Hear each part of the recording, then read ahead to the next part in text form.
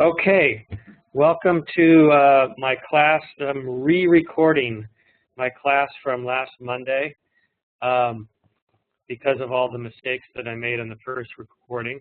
So I'm going to do the whole thing over. So this is basically Monday, February 28th.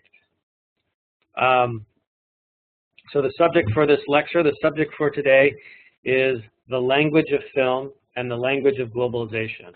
What are these things and how do they work? I'm going to show you some clips, I'm going to show you some movies, and I'm going to talk about all the things that are in your textbook. So let me put up my PowerPoint slide and you can see that.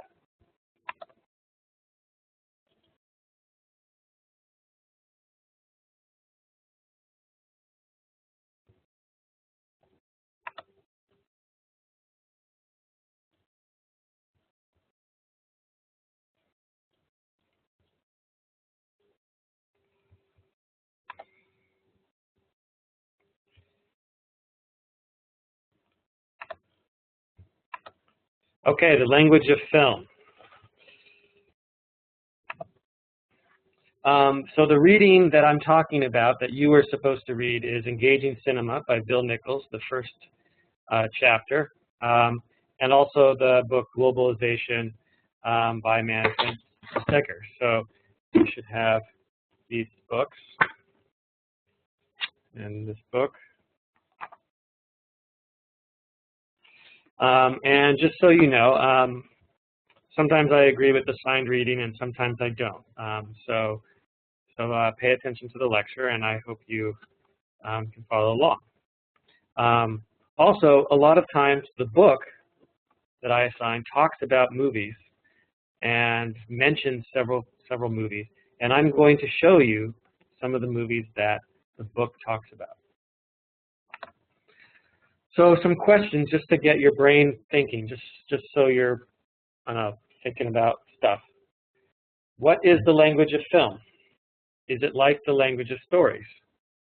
How do we understand it? Why does it give us pleasure? Now think about why it gives us pleasure, because even if you just take a simple video of your friends acting silly, even if you're just using the webcam on your computer or your cell phone and you're taking some pictures, you enjoy it. Why is that? So we're going to think about that. And then I want you to think, is this language conservative or subversive? You know, does it conserve, does it maintain the dominant ideology, the dominant way of thinking about the world?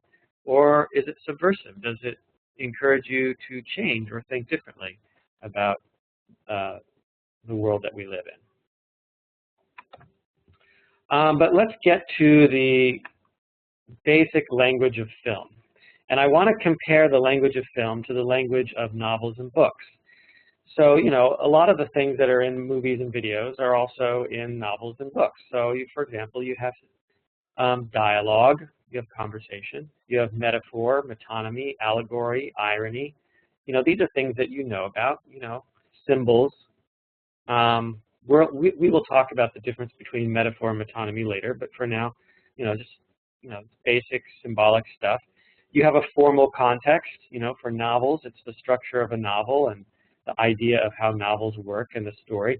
And before you read a novel, you already know how novels work. You already know what a novel is before you start reading one, right? So you kind of have expectations. You go in and you kind of understand the genre and what's going on.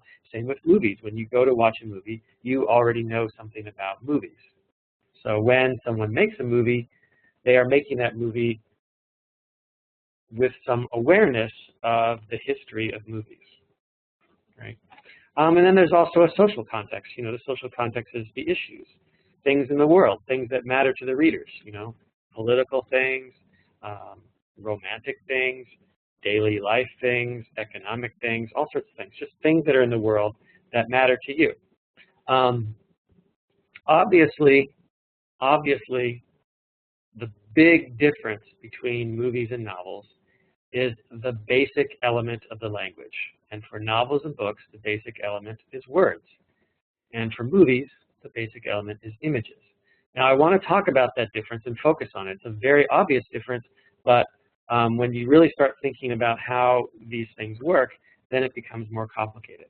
So the way we think of words is that a word is broken down. If you look at the top of the screen, you see there's a signifier, a signified, and a referent. Now, what are these things? The signifier is the word. So, for example, maybe we have the word flag. The word has a referent, and the referent is, whatever is actually in the world. So if the word is flag, then the referent is, a piece of cloth, an actual flag.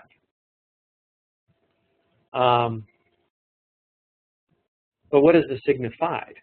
Now, the signified is not the actual thing. The signified is the meaning of the signifier.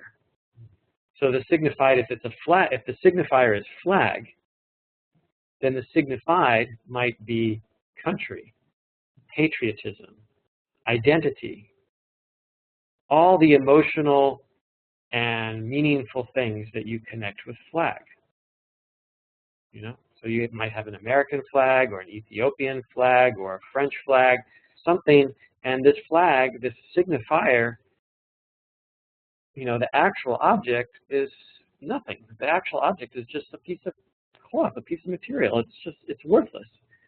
But the meaning of the flag is very powerful, and, it means a lot. So that's the difference between the signifier, the signified, and the referent. Now, when you're reading a book and you're reading a novel, it's really obvious that the word, the signifier, has both a referent and a meaning, signified. It's more clear. But when you're watching a movie, this is less obvious, because a lot of times when you're watching a movie, you think that the image on the screen is just an image of something that's real. You're taking a photograph of something that you see. Seems like there's no mediation, there's nothing in the middle. There's the image and there's the thing. But that's not true. That's not the case. Actually, the image is just like a word. It's a signifier, and it has a meaning. It has a symbolic meaning. It has a metaphorical meaning. It has an emotional meaning, and it has an allegorical meaning. And not only that, it also has a meaning in relationship to the other images. Just like the word in a sentence, when you write a sentence on a page, the word has a meaning in relationship to the other words in the sentence. The same is true of a movie, that the image has a meaning in relationship to the other images that follow it and precede it. So, the language of moving pictures was the discovery of a famous Russian filmmaker, Sergei Eisenstein, and he basically made the argument that a film is not a story that is captured by a camera. That's not what it is. Rather, film is pieces of plastic, celluloid film, arranged carefully to produce meaning. That's his discovery. So I think a lot of people just think, you tell the story, you write the story, and then you get a camera and you capture the camera. You have that people act. But no, Sergei Eisenstein says that's not what it is. You are basically taking a lot of little pieces of plastic that have images on them, and you are moving them around. You're moving them around and putting them together to make meaning. Now, his most famous movie is Battleship Potemkin, and I'm going to show you something of Battleship Potemkin in a second. Okay, so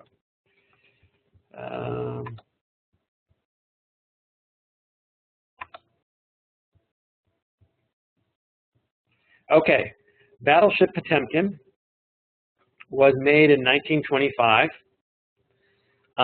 It's a communist propaganda movie, and basically, the story of Battleship Potemkin is some sailors rebel against their captain. So the sailors on the ship, on the Battleship Potemkin, rebel against their captain because they are oppressed workers, right? So this is a classic Marxist class conflict of the working class sailors against the upper class officers. And when the working class sailors rebel because they are oppressed and they don't have food and you know, their working conditions are horrible, when they rebel, the town of Odessa, the city of Odessa, joins them. So most of the people in the town take the side of the sailors. So it's a, you know, working class solidarity show. And then the army has to come in. So the rich people, the bourgeois class, the wealthy capitalist class, has to call in the army. So then the army comes in. And so what you see here is a famous scene on the steps when the army is being called in to stop the working class rebellion.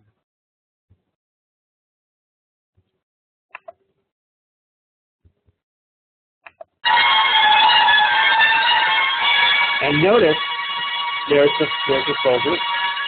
Now notice here, notice there you see the face of this mother, and you see the face of this child. The movie is about a working class revolt, but it focuses on the face of a mother and child. There she is. You see the soldiers. You see her face, but you don't see their face, right? You see their guns and you see their shoes.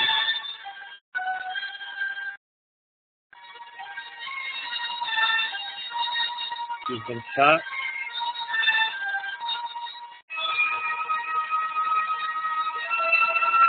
And there's the working class revolt.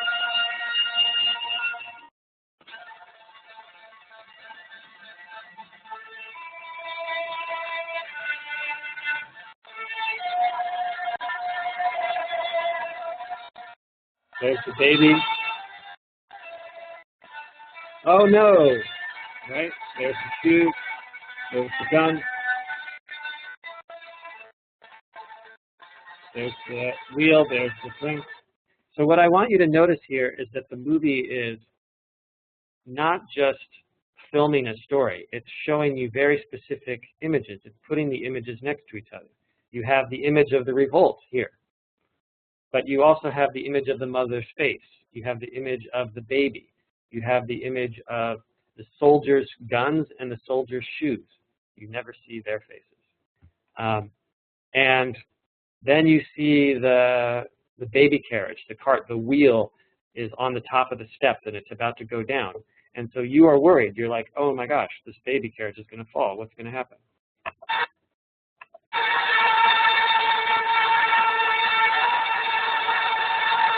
And there the baby is going down the stairs. It's going down. It's going down. Right?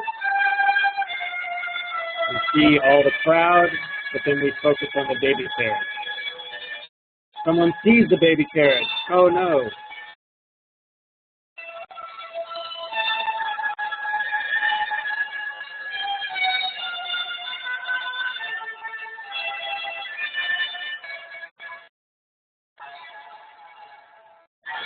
The guns, the baby carriage, violence.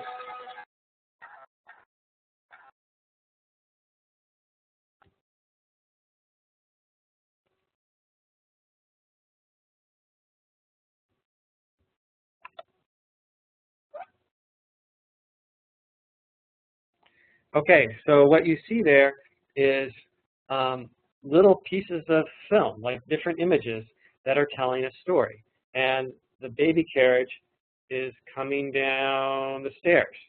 And that makes you excited, right? You want the baby carriage to be stopped. This is a story about a working class revolt, but he doesn't just tell you the story directly.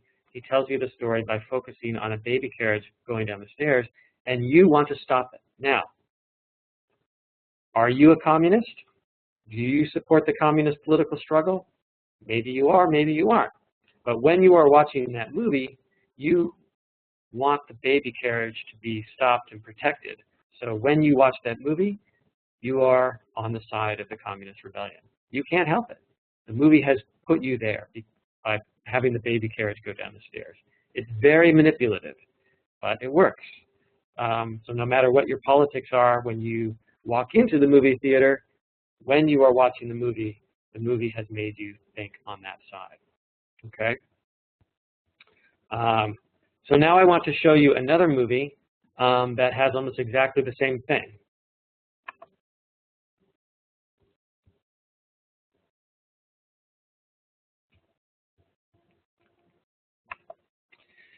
So now this is a movie that was made in 1987, The Untouchables, in Hollywood, and it is basically your classic mafia movie. There's the bad guys, the Al Capone's mafia, and there's the good guys who are the FBI agents who are going to stop the mafia. And it has the exact same scene. So watch this.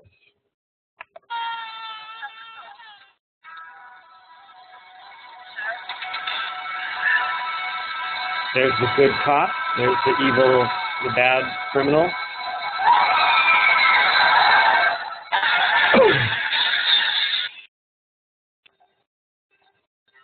Oh no, he runs to the rescue, right? There's the baby. There's the baby carriage. The baby goes down the stairs.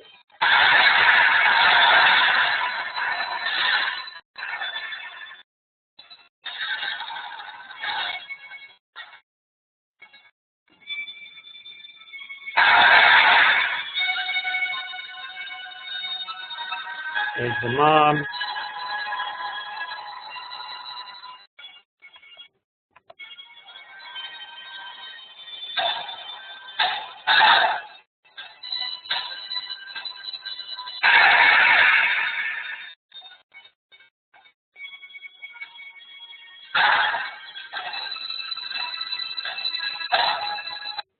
Now look here, you have the baby's face. Now when they make this movie, obviously they don't have a real baby going down the stairs, right? They just have a baby in a baby carriage and they take a picture of the baby. And then they take a picture of the carriage going down the stairs. And then they take a picture of people shooting, right? They don't even have to do this on the same day. They can take the picture of the shootout on Monday. They can take a picture of the mother and the baby on Tuesday. And then on Wednesday, they can actually take a picture of this baby here. And then when they make the movie, they put all the pieces of film together and they tell the story. And of course, the story is, oh my God, this baby is going down the stairs. What's going to happen? We want the baby to be protected. So you are watching this movie, right? And I don't know how you feel about the mafia or the FBI. Maybe you think the FBI is corrupt. Maybe you don't like their methods. Whatever your political point of view is, when you are watching this movie, you are worried about the baby going down the stairs. Just like in Battleship Potemkin, the exact same scene. So what I want you to notice is that it's the exact same story. It's the exact same film, right? 1925, Communist Russia. 1987, capitalist America. But it's the same image. And whatever it is that whatever your politics are, you are worried about this baby. And this film puts you into that position. So.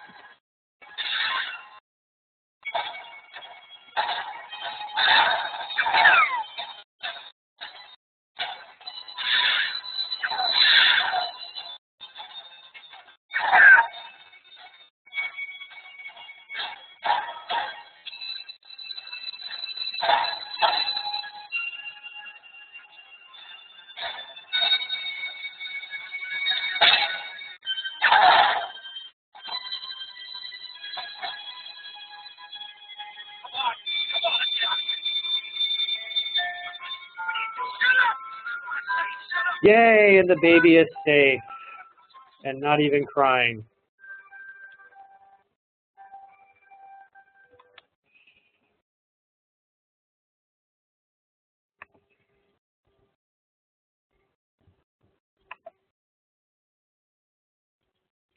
Okay, so I showed you the clip from Eisenstein's famous movie Battleship Potemkin from 1925 and Hollywood's imitation, The Untouchables, in 1987. And I showed you that basically it's the same arrangement of film that manipulates you. What it does is the moving images produce desire and pleasure. They produce desire because something is falling and you want it to stop falling, right? And that organizes the political situation around it. And it produces pleasure when the baby is saved or stopped, whenever the object is stopped, or even when it just comes to a resolution. So that's basically how moving images produce desire and pleasure in the audience. But moving images also produce thinking. They make metaphorical connections, metonymic associations, allegorical connections, all sorts of connections between things that look like other things or make you think. So now I'm going to show you another classic movie, Un Chien Andalou, which basically means the dog from Andalou. And this was made by surrealistic artists, Buñuel and Dali. So I think you know Salvador Dali.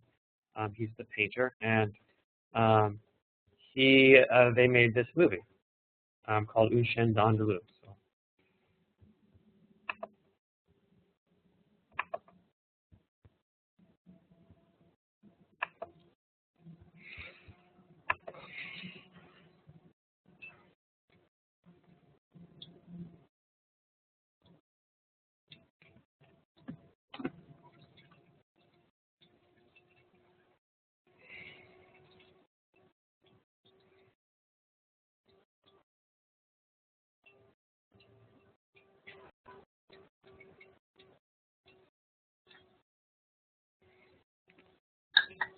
Okay, once upon a time.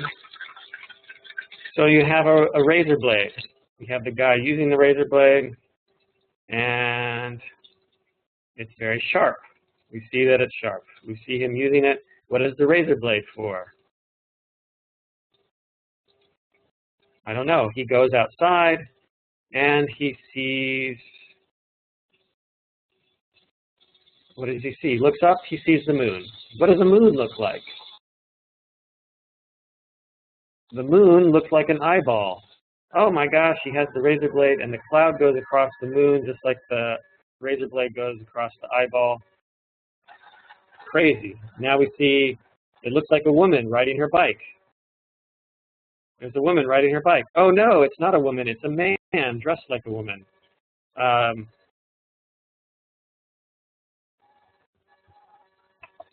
Okay, so that's the famous Un Chien Andalou, and the experiment there was how images look like other images and how you can use editing to make meaning. By the way, if you've ever seen, I don't know if you like the Pixies, they were a rock and roll band from the 1990s, and they had this famous song called Debaser, and Debaser is basically about that movie. So I'll play it for you now.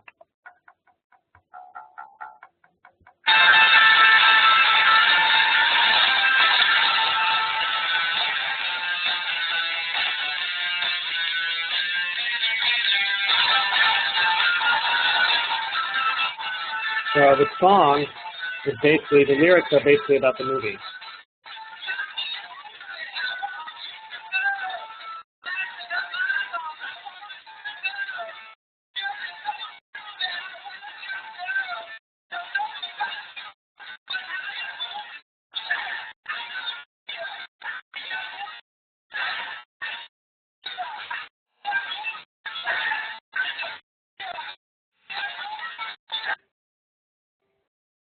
So this is basically a rock video.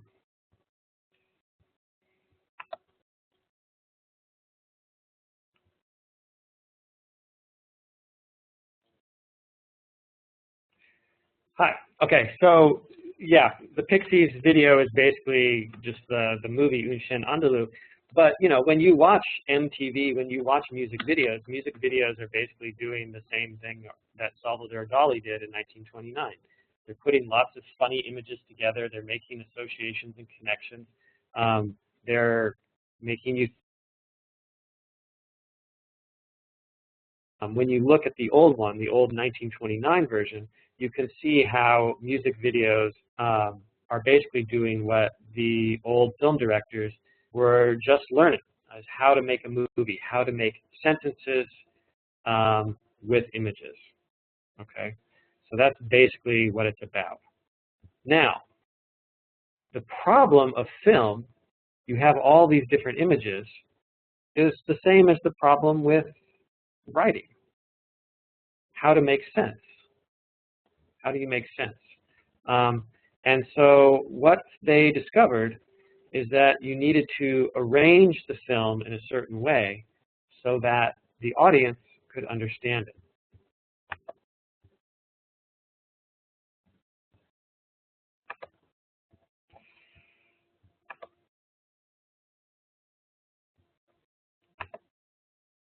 So basically, when we're thinking about making movies, we need to start with the language of film. Words are camera shots, right? So the basic elements of moving pictures are the camera shots. They are the words. You have establishing shot, which is, you know, the whole scene. You have long shots, which is far away. You have medium. You have close-ups. You have extreme close-up shots. These are all the shots that your book talks about in detail. You have a tracking shot. A tracking shot basically follows the action. It's called a tracking shot because they used actual train tracks to make it. You have a tilt. You know, tilt goes up, up, down, up, down. You have a pan moving from one side to the other, pan. Then you have a zoom coming in, coming out, right? Zoom coming in, coming out. You also have light and shadow. So these are the basic elements of film. Really simple. That's not a very big vocabulary. So you need to figure out how to make a lot of meaning with this. The main way you put the words together is called editing, right? So you're basically making sentences and paragraphs with the images. And the discovery of filmmakers is that there's basically two kinds of editing. There's continuity editing and there's discontinuity editing, right? Continuity is the same, discontinuity different. But there has to be some sameness and some differences. So continuity editing, some of the main things you do is you have the establishing shot, which kind of shows you the big picture, and then you focus in on the small picture, right? So you go from big to small, and that the audience can understand what you're doing. You also have match editing, and match editing is basically when some element in one image is the same in another image. So maybe I'm holding something in my hand, right? Maybe I have a book in my hand. And then this book is in the next image too. Or maybe it's just the face. Or maybe you have the same man in the same position. He's walking down the street, and you want to show time difference. So you have him wearing you have the street is the same, but the trees change color, or his clothes are different. So that's called match editing. You have some element that's the same and some element that's different, and this shows continuity. You also have the eyeline match. What is an eyeline match? The eyeline match means basically what my eyes do, the camera does, right? So if I look like this, then the camera goes there. If I go like this,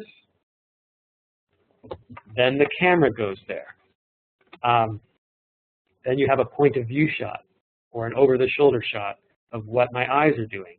This is very important, right? I think actors think that they're just acting. Da, da, da, da, da. I am feeling the emotion. I am thinking these thoughts. Action is happening. I have to be realistic. No! There's nothing realistic about movies. When the director says move your eyes there, you have to move your eyes there. Doesn't matter if it's real. The director is telling the actor where to look,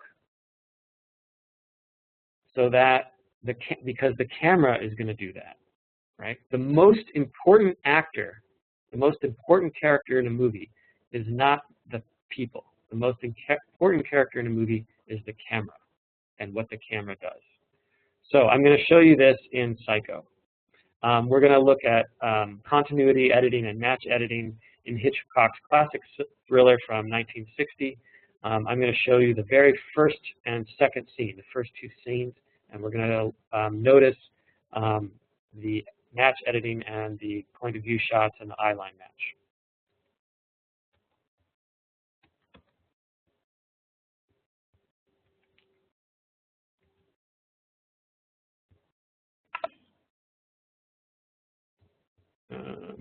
All right, hold on, I'm having some trouble.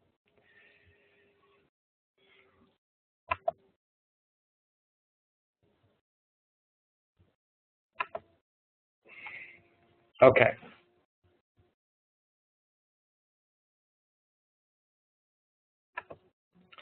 So we're going to watch Psycho, and here's the opening scene.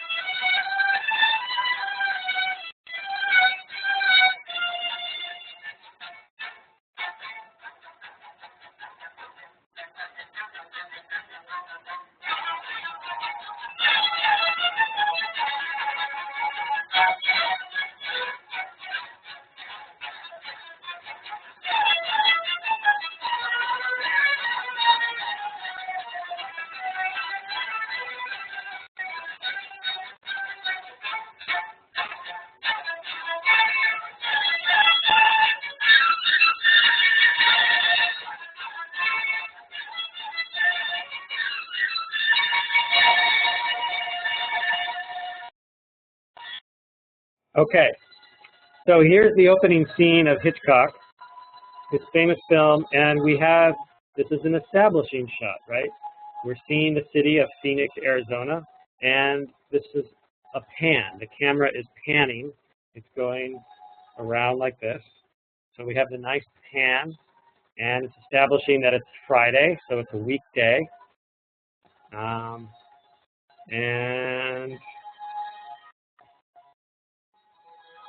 it's 2:43, so people should be at work. And now we are zooming, so we have a zoom in on the window. We have the zoom shot.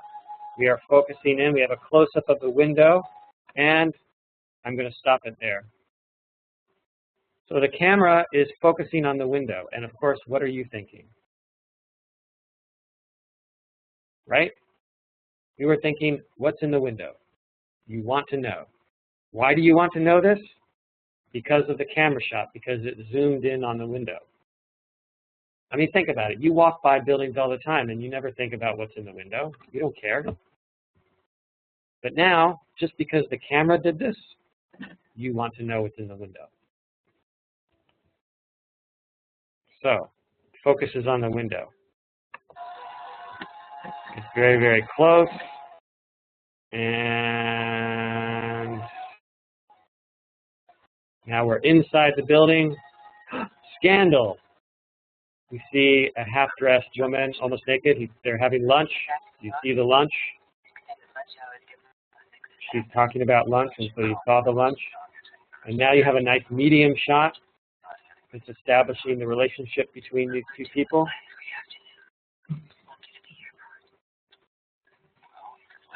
And you know that it's a secret love, right?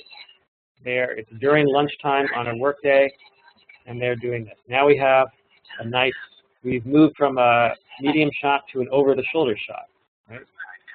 So you can see that it's over her shoulder. And it's a very nicely composed image, right? It's almost like a religious painting of Jesus and Mary, except it's sexual. Now they switch positions. They switch positions, and he's on top, but it's still a very, very nicely arranged image. And they are having a conversation about their problem. Their problem is what? He loves her, she loves him, but they have a secret relationship.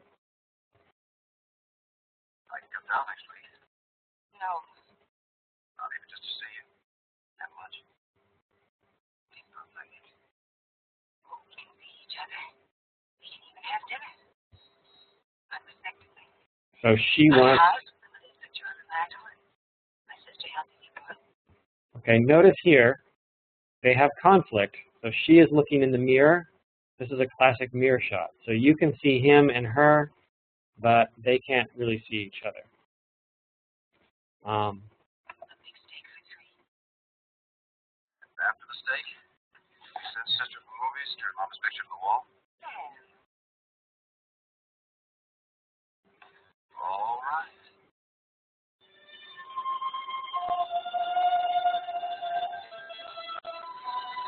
I have members of Battleship. I want to see you under any circumstances, even respectability. So here we have the nice medium shot. Oh no, I'm all for it. Requires patience, temperance, watch where you go. Not always love is just hard work. But if I could see you in country as simply as this, I won't mind. Tired of sweating for people who aren't there. Okay, now he goes away. Pay off my father's debts and he's in his grave. I still have to pay my ex-wife alimony and she's living on the other side of the world somewhere. I paid you. So we have a point of view shot, point of view shot, point of view shot. Here's mine. Debts will be paid off. What I want you to notice is how the camera work communicates the story. So yeah, you have the dialogue. The dialogue, they're describing their problem. They love each other, but he has no money, and so they can't be together. So that's the basic problem. But look at the camera work.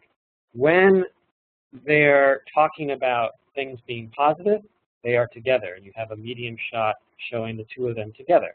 And then whenever they have a conflict, whenever the conflict comes, then they separate, right?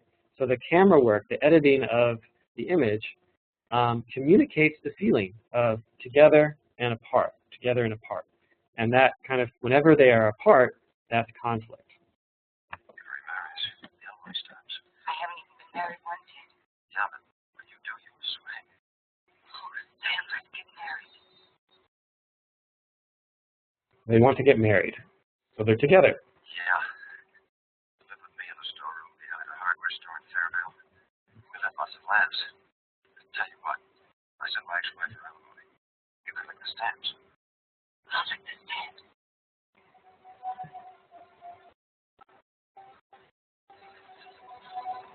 Close-up, okay? So whenever there's a close-up, this kind of usually means thinking or emotion or deep feeling. That's it. It's just a close-up shot. There's nothing really special about it. But because the story pauses, then you and the audience start to identify with the emotional and thoughtful thing that's going on in her head. Because you see her head, so you kind of identify with it. All right, you want to cut this off? Go out and find yourself somebody available.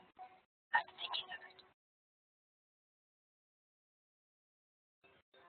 How could you even think a thing like that? So what's your plan? Hey, we gotta leave together, shall we? I'm late, and you have to put your shoes on. Okay, now here's a very important thing. There's the door, right? She just went out the door. Look at where the door is. Okay, we're in a hotel room, and she just walked out the door, and now we're going to go to the next scene. And now we're in a new scene. We're in the office, but look, the door is in the exact same place, and Marianne is going to come through it. Right? And then she comes in the door. That's called match editing. I'm going to go back. Find yourself somebody. Okay, I'm going to repeat it. So here we have the point of view shots. How could you even think of a thing like that? And I want you to look at the important thing. This is continuity. She goes out the door, and she goes in the door. Okay, so there she is going out the door. And why is this important? Why does this matter? You know, you have one scene, you have another. Why is it important that the door is in the same place? Well, because when you're watching a movie, there's a lot of things going on. There's images are moving about. There's this image, and there's that image, and there's this image. And you need some continuity. You need something the same. You need some match editing just to make it easier to watch. And you can tell the difference between a good movie and a bad movie. A good movie has very clear match editing, so it's easy to watch. A bad movie, people are looking in the wrong direction, things are in the wrong place, and it's confusing and it's hard to watch. So here she goes out the door, and then she comes back in, and it's in the same exact place on the screen.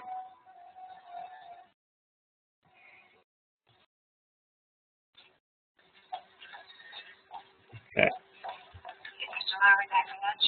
He's lunching with the man who's buying the Harris Street property. You know, So here we have a nice establishing shot. Here's the two characters, medium shot, and we're establishing the two of them. That's why he's late. You got a headache? Oh, okay. Headaches are like resolution. Forget them as soon as they stop hurting. You got some aspirin? I have something, not aspirin. My mother's doctor gave me. So now we're going to have close-up shots, and we're going to move from character to character. She looks up, you see her. Now look at the eyes. She looks over, then you see her, right? Okay, I'm going to play that again. What I want you to notice is that basically, look at their eyes. Whenever their eyes do something, their eyes look up or their eyes look over, then the camera does exactly what their eyes do. Okay, this is not an accident. This is very, very important. And what you need to think about is that when you're making a movie and you're telling the actors what to do, you don't just tell them to act, right? There's no real there. It's not about real emotion. You have to tell the actors, look over here. Now look over here. Because your camera is going to do that.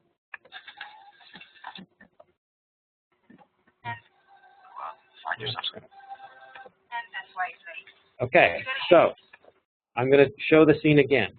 Look at the character's eyes, and then look and see what the camera does.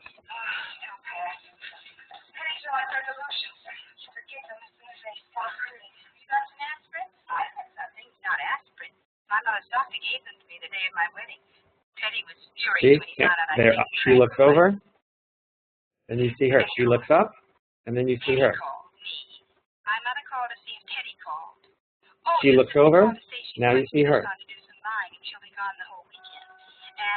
She looks up, she looks the other direction, and the boss comes in. Now there's fresh milk. You girls ought to get your boss to air condition you up. You can afford it today. Marion, will you get the copies of that deed ready, Mr. Cassidy? Tomorrow's the day, my sweet little girl. Oh, not you. My daughter. A baby. And tomorrow she stands her sweet self up there and gets married away from me. I want you to take a look at my baby. 18 years old. And she never had an unhappy day in any one of those years. Come on, Tom. My office is air conditioned. You know what I do about unhappiness? I buy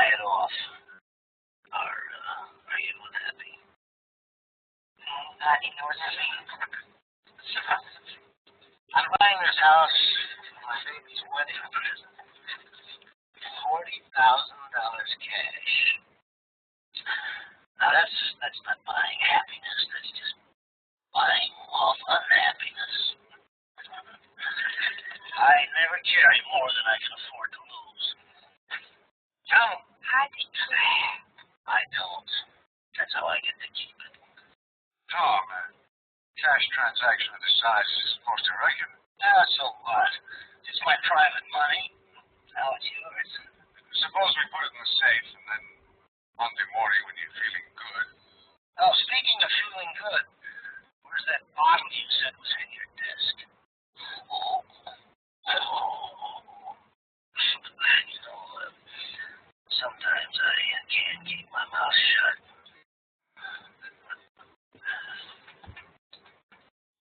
Lowry, I am dying of thirst-a-roni. I don't even want it in the office over the weekend. Have the safe deposit box in the bank. Can we give us a check on Monday instead? Okay, so what's going on in this scene? This scene is the mirror image of the last scene. The first scene that we saw in the hotel room was two characters who want to get married, but they can't because they do not have money, right? Now, in the second scene, we have another character who's talking about his daughter who is getting married, and he's buying her a house. So people with money getting married, people who have no money who want to get married. It's a clear problem, a clear conflict, a clear case of desire, and you're watching it and you're wondering what's going to happen, and you have this big wad of cash being waved around in front of you, and you want to know what's happening. So, but the important thing that I wanted to show you is that there's continuity and discontinuity. There's a very careful arrangement of scenes and of images and of perspective. That's the main idea.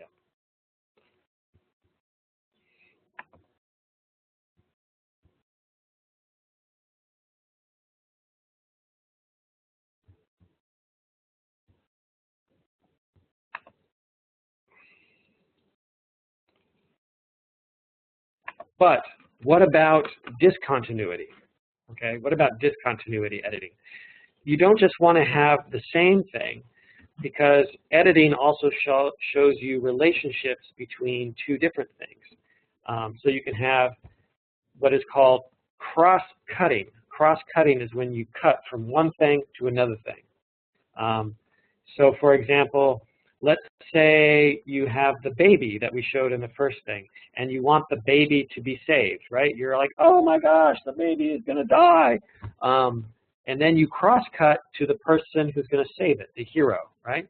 So this is classic cross-cutting. You cross-cut from the person in danger, the girl, the baby, whatever, and then you cross-cut to the hero of the story. And back and forth, back and forth, back and forth. And this creates suspense and desire and action.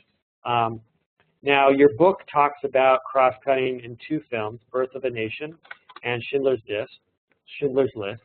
Birth of a Nation is a racist Ku Klux Klan movie made in 1950. It's very old, and it shows you the ideology of the time, which was very, very scared. I mean, just think about 1915. What were white people scared of? White people were scared of black power and black sexuality. They were really scared that a black man was going to have sex with a white woman and that black people would control the army. It was ridiculous and paranoid, but that's what they were scared of. The important thing about this film, though, is that it was very influential because it showed all filmmakers how to basically make an effective propaganda movie. So basically what discontinuity editing does is it creates suspense, it creates action by cutting back and forth between different images. It creates meaning and relationships by cutting between two different things. So there's an allegorical or metaphorical relationship between one event and another event.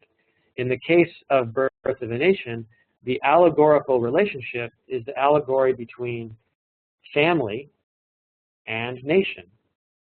So the movie keeps cutting back and forth between the big political structure, you know, of the whole country, the birth of a nation, and then it cuts to the small family structure, which is supposed to be a metaphor for the nation. And these kinds of things are discontinuity editing. So let me show you that film.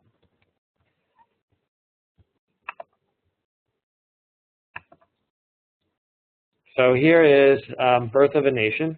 Now, Birth of a Nation is basically the evil character, the bad character is a guy named Lynch, and he is half black and half white. I don't think you'll be able to see that, but audiences in the 1915 would understand that. So he is a mulatto, and he proposes marriage to a white woman, right? So you have this guy who's part black proposing marriage to a white woman, and oh, how terrible. Now, he is doing this at a time when, now this never historically ever happened, but the fear was that black soldiers were going to be in control. So here is the scene.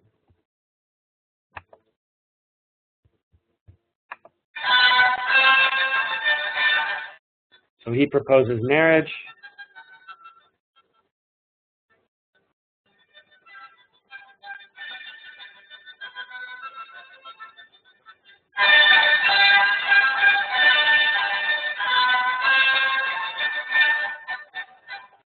Now, I know he doesn't look black to you, but that's what he is in the movie.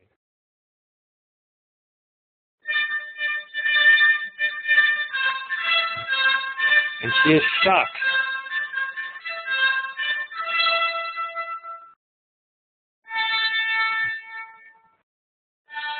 She wants to run away.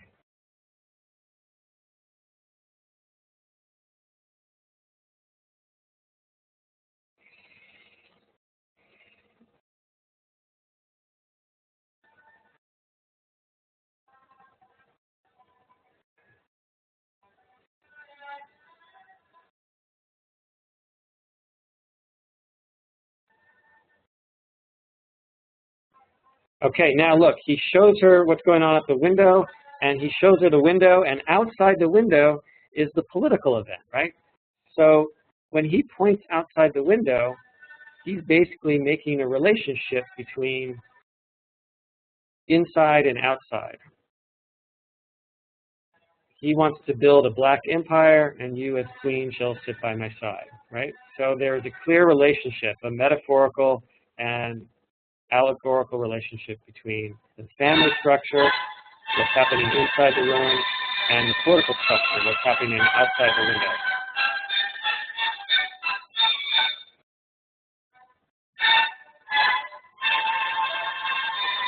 And this, she has white panic and throws a little scary fit. And now he's looking evil.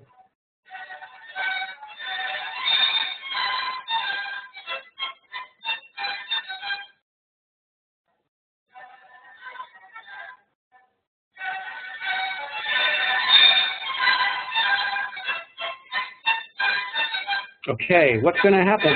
Ta-da! Then we cut to the heroic KKK men with their horses, and they ride in, and they're going to save the day. Summoning the clans. We get this rousing music,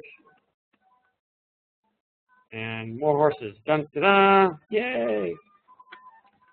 I think it would surprise most people today to think that there was a very popular movie in which the Ku Klux Klan is heroes, right? When you watch Django Unchained, the Ku Klux Klan is ridiculous. That's Django Unchained today. But back in 1915, racist America actually thought the KKK was good guys, protecting white people from black people. Now notice that we're going to, this is cross-cutting, right? We are cutting back and forth. We are cutting back and forth between the scene in the house and the KKK guys riding to the rescue. So they have to hurry, right? We're all waiting. We're like, oh no, what's going to happen?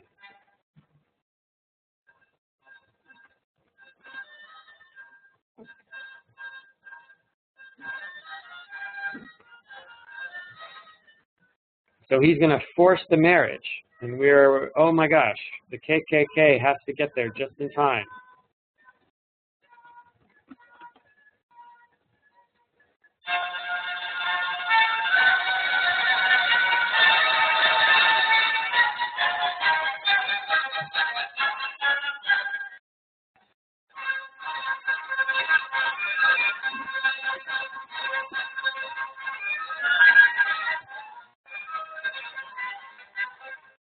Here they come.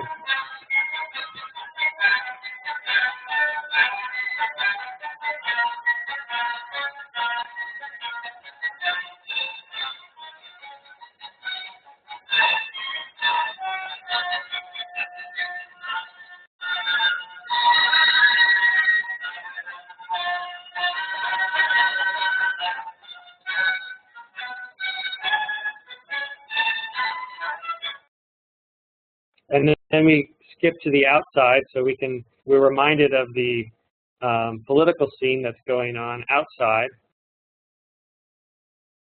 And then we come back to the inside, so that there is the relationship between the outside, the political event of black soldiers, and then this inside where we have the 4 white women, right?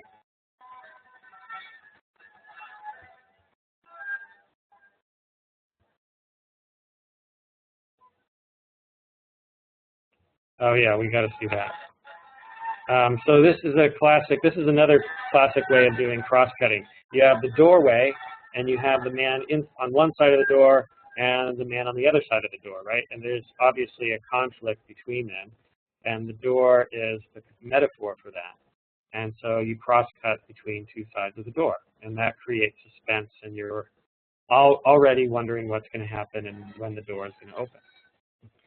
So this is a very simple way of creating suspense, creating desire, and creating action. And the way you create it, it's not by telling the story. You create it by putting images together in a very specific way.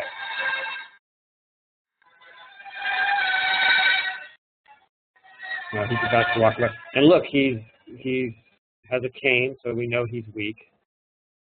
And then we go to here.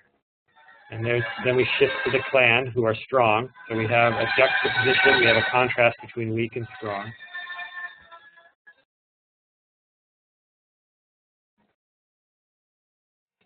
I want to marry a white woman, because that's what black people always think about. Not really, I'm just joking. This movie is so ridiculously bad. And then we switch to the clan. Dun, da, da.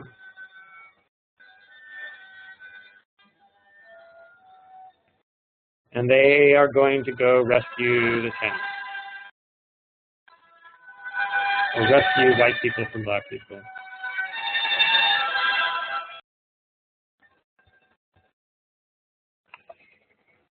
Okay.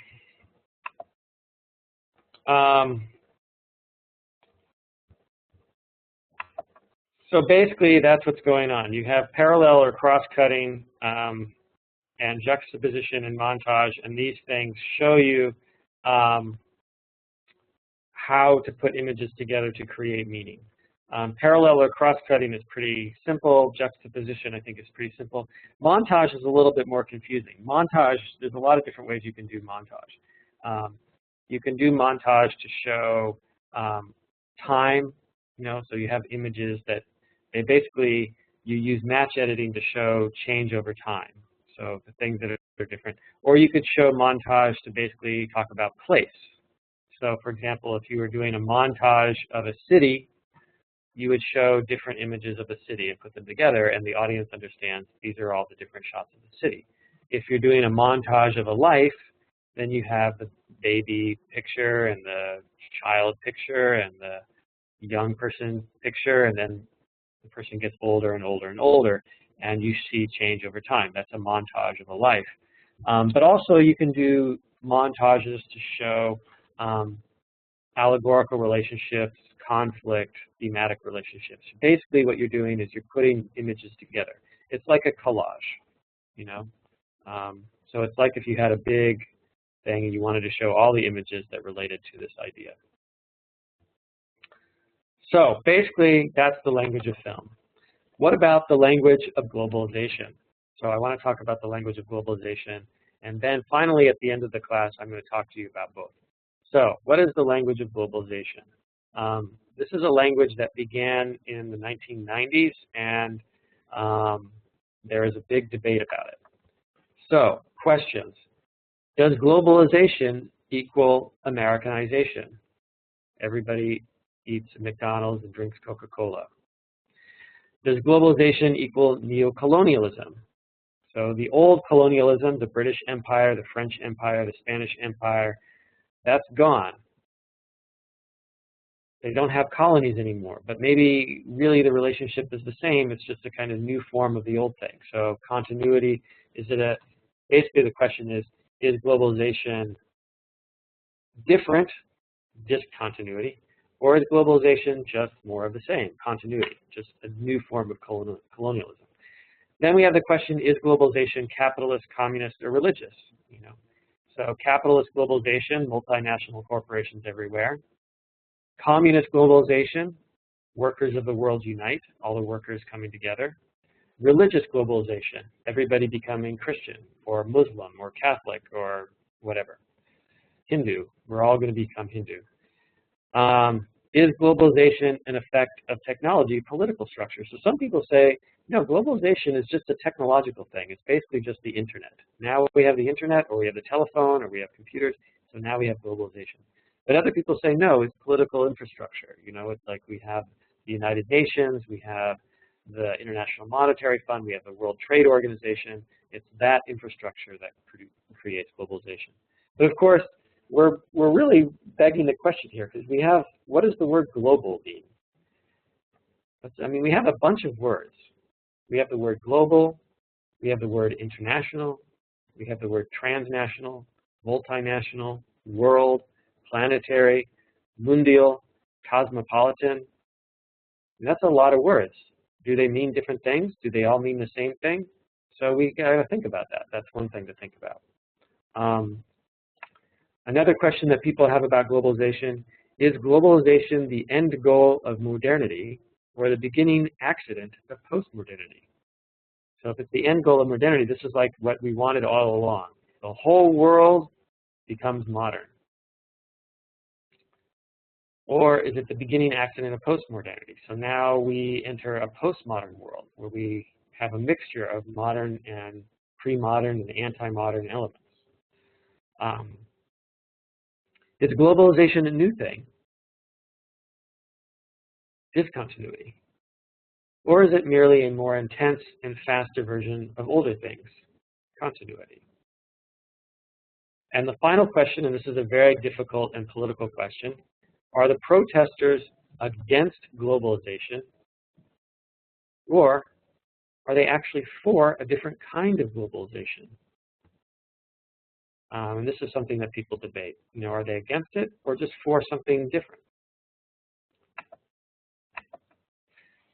Some people think globalization is a historical period, but then we're wondering which historical period? When does globalization start? So does it start with the Islamic trade networks of the 8th century? And you think about it, the kingdoms in Saudi Arabia, Baghdad, and Syria, they have these trade networks that went all the way from Southwest Africa to China.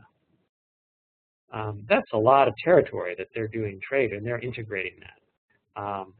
And they're spreading Islam everywhere, but they're not just spreading Islam, they're spreading this system of trade. And Europe is very jealous of this trade. Europe wants it. And that's why Christopher Columbus sails west, right? Why does Christopher Columbus sail west and not east? Well, the reason why he doesn't just go east to get the coffee and the spices and all the nice things is because the Muslims are already there. So he goes west. So some people think globalization really begins in 1492 when Columbus discovers America and starts to try to exploit the Native Americans there and create a whole kind of capitalist Christian enterprise. So some people think that's the beginning of globalization, but other people disagree and say, you know, that's not really globalization.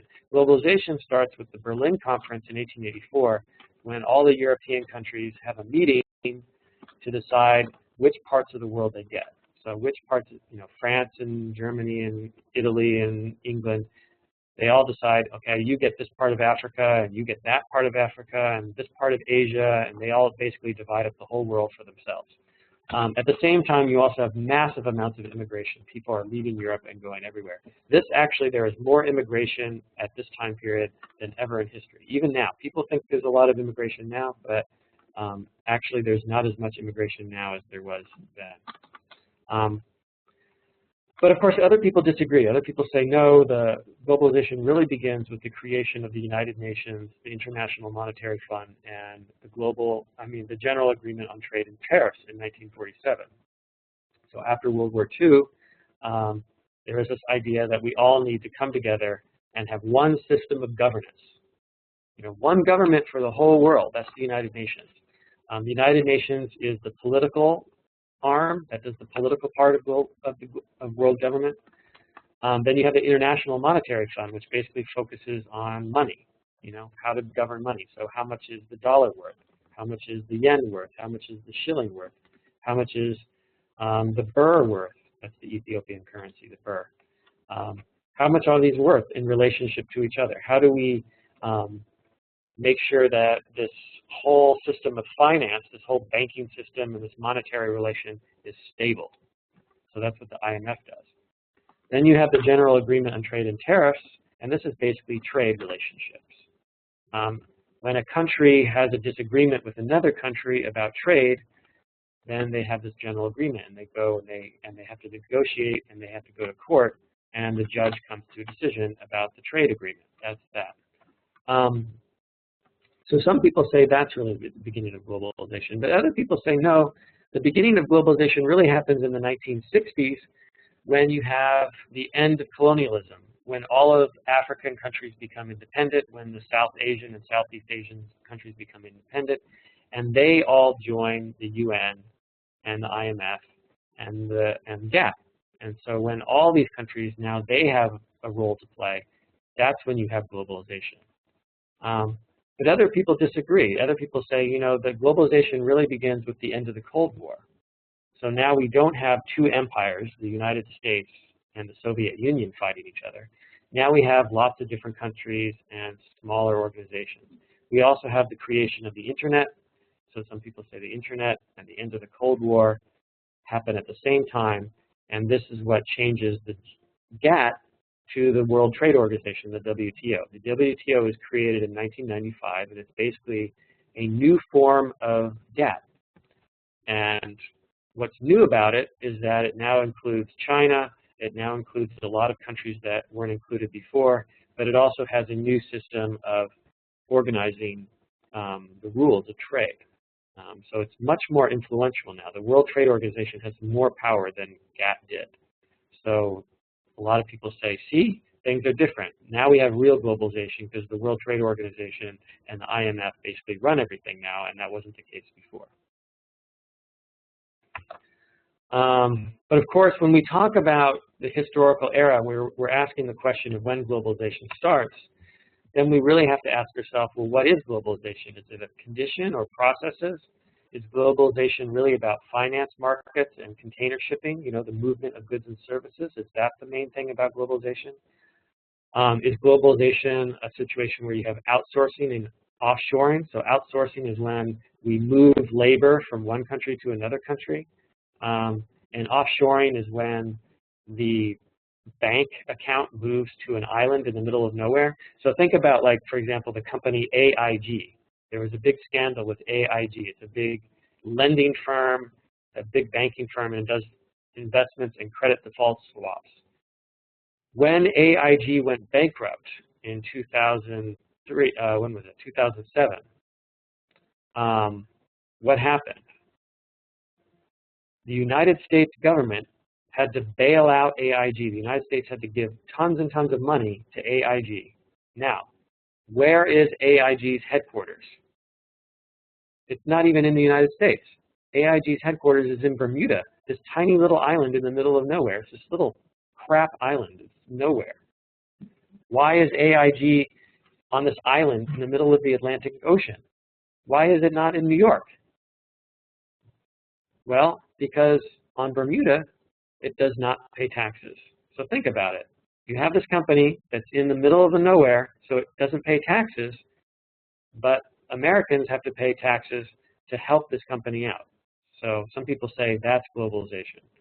Other people say, you know, globalization involves technology like the telegraph, the telephone, and the internet. And this is not a small thing, because when you build these things, it's not like you just build the machinery. You also have to build the infrastructure, this cable that goes across the Atlantic Ocean and across the Pacific Ocean and connects countries all over the world.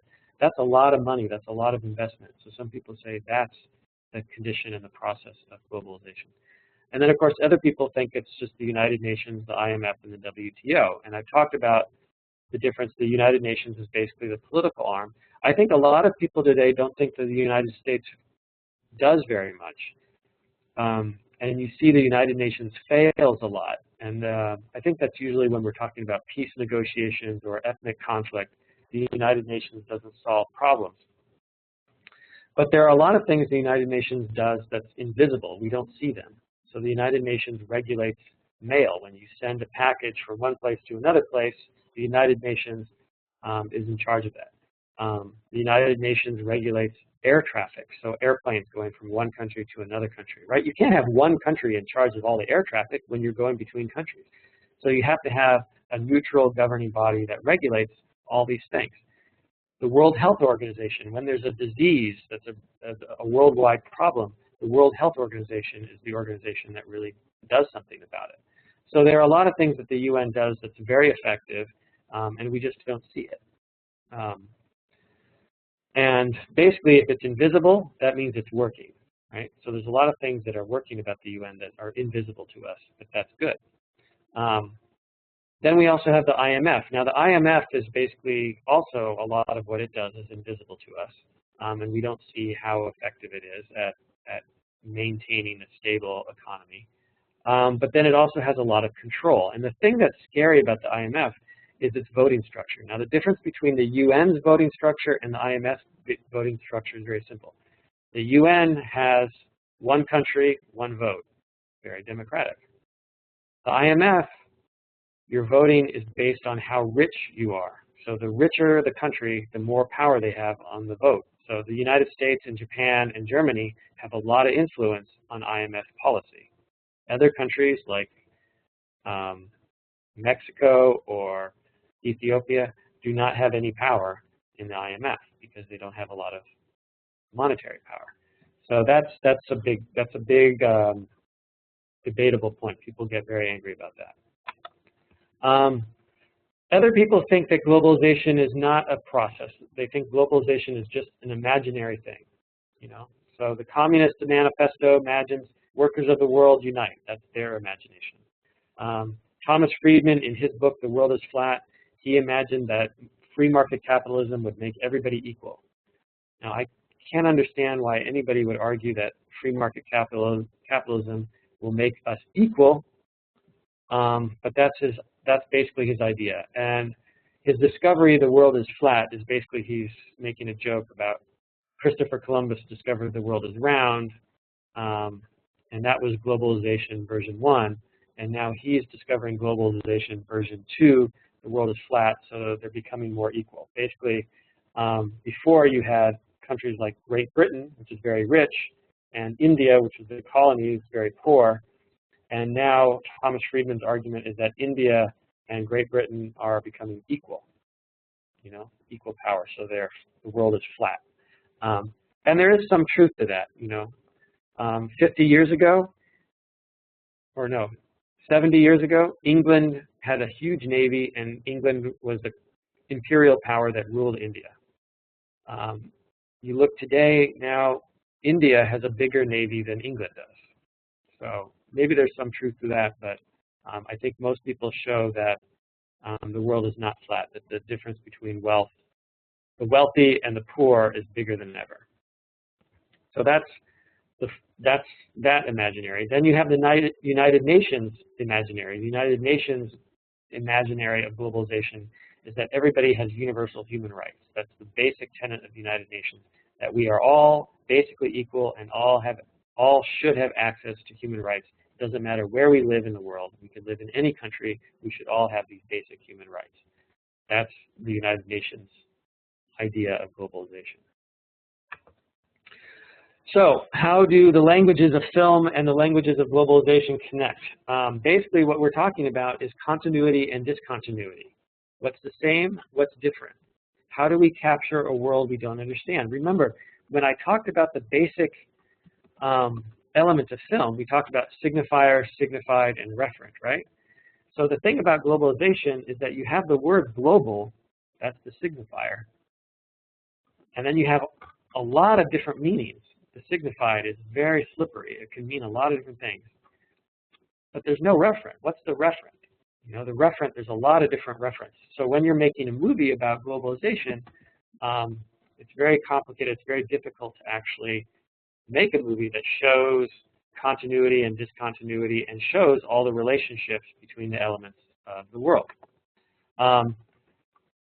Now, I'm teaching you this movie. I'm introducing the course with Alfred Hitchcock because Alfred Hitchcock is one of the great filmmakers. Some of his most famous films, 1935, 39 Steps, and he's old. And then the two films that I've been talking about are Psycho, produced in 1960, and North by Northwest, which you are seeing. Now, these movies are taking place during the Cold War in the 50s and 60s. And so we might ask ourselves, you know, what they have to do with globalization. And what is North by Northwest? You know, what is North by Northwest? It's a kind of a weird movie. Is it a movie about mistaken identity during the Cold War? Is it a movie about fast global movement from location to location, right? He goes from New York to Chicago to the cornfields to Mount Rushmore. He's moving around. And this is the movie that inspired James Bond films, which started in 1962. What does James Bond do? He basically goes from one place to another. And what is globalization about? Well, it's about technology, right? Trains, planes, internet, phone, all of these things, telegraph, all of these things that connect us and make our world faster and more exciting. And some people say that's the elements of globalization. Or maybe this is a movie about nothing. Right? Think about it. What's this movie about? I don't know. What is the secret that they are protecting and searching for? We never know what they want. We have this little secret thing, and we never know what the secret thing is. This is Hitchcock's famous MacGuffin technique. Hitchcock's famous MacGuffin is basically he gives you an object of desire that is never explained. And because it is never explained, it is more effective as a mysterious object of desire. If you know what it is at the beginning, the movie's over. Done. There's nothing, there's no excitement. You explained it, there's nothing to do.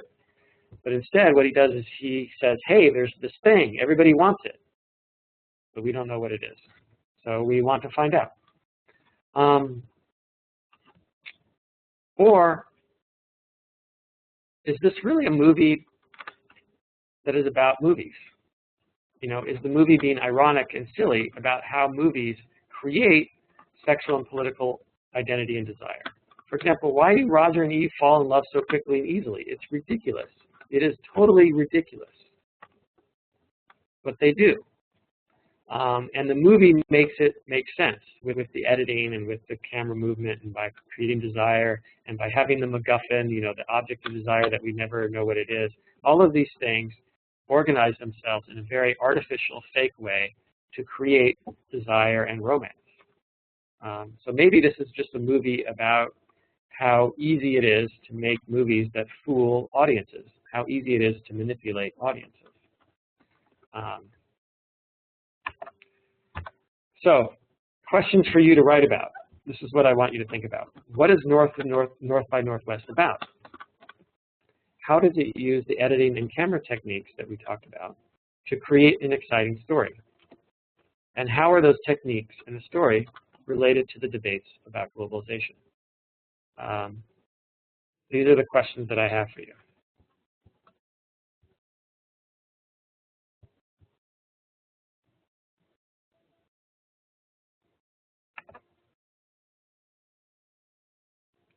Okay, so that's the end of our class today, and I'm looking forward to reading all the things that you wrote, and we will talk about them later.